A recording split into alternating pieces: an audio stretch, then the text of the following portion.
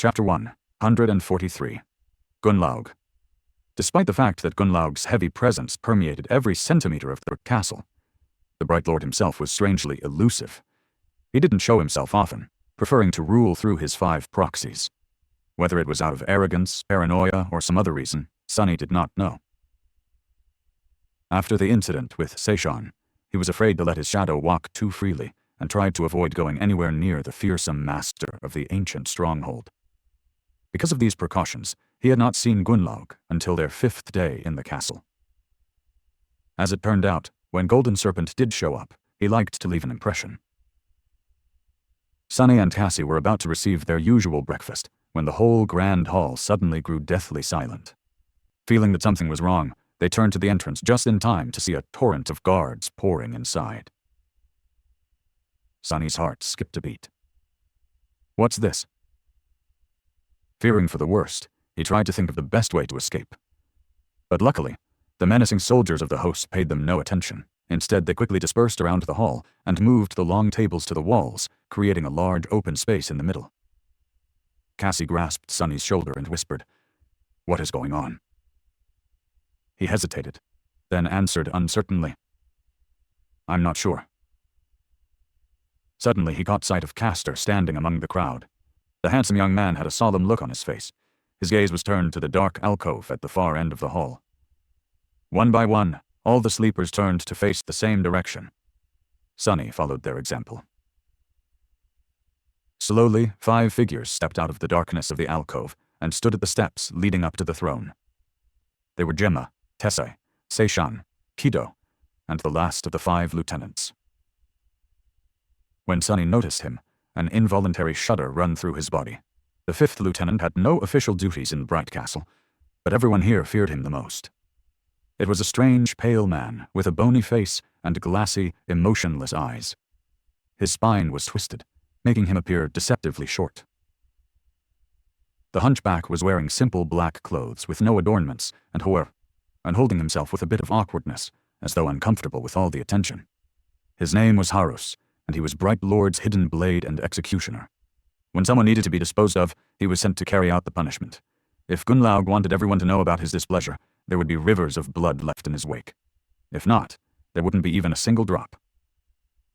People would just disappear, as though they had never existed. Harus was Gunnlaug's murderous shadow. Many of the inhabitants of the castle had seen nightmares in which they awoke, only to see his glassy, cold eyes staring at them from the darkness. For some, those nightmares became a reality. Harus was willing and eager to follow any command of his master, no matter how vile. What disturbed Sunny the most, however, was that looking at Harus was like looking at a dark mirror. Despite the fact that they were almost nothing alike, for some reason, he couldn't help but recognize traces of himself in the sadistic butcher. Or, to be precise, of a possible future version of himself. No way. I am much more pleasant on the eye. Forcing himself to look away before the hunchback felt of his stare, Sunny turned his head and looked at the tall man who had finally appeared from the darkness.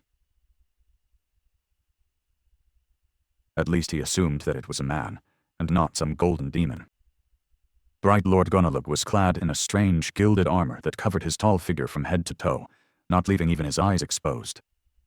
It seemed simultaneously solid and liquid, almost flowing over his mighty muscles and broad, powerful shoulders. In the place where his face should have been, a smooth and empty expanse of polished gold reflected the frightened faces of hundreds of sleepers back at them. Sunny saw his own reflection staring at him, and suddenly realized how small and weak he was in front of this brilliant giant. His legs trembled. The pressure Gunnlaug exerted on the space around him was almost palpable. All the people near Sunny were going through a similar kind of experience as him. Their faces were pale, their eyes wide, drops of sweat appearing on their temples. Even the lieutenants seemed slightly uncomfortable, affected by this oppressive aura just like the rest of them. God damn, that's not an aura, that's a mind attack.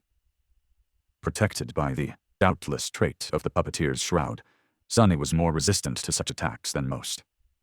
Gritting his teeth, he shook off the effects of Gunnlaug's psychic pressure and drew in a deep breath.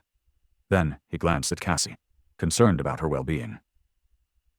To his surprise, The blind girl was doing absolutely fine. Unlike the rest of them, she wasn't showing any signs of distress. Sunny stared at her and blinked a couple of times. The reflection. This all started when I saw my reflection in the visor of that bastard's weird armor. But Cassie is blind, so...